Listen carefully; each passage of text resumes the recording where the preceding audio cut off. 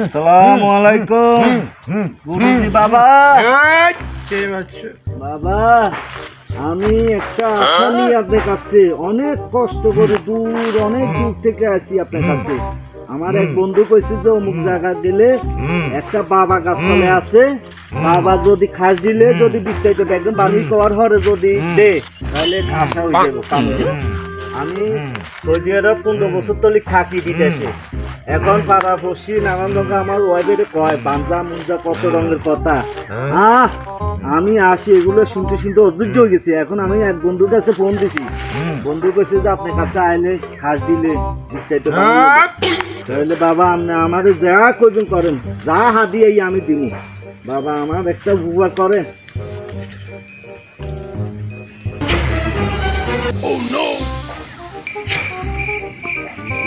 বাবা যা এক্ষণই খাইয়ে দিবি, এখন যা যা। আসসালামু আলাইকুম।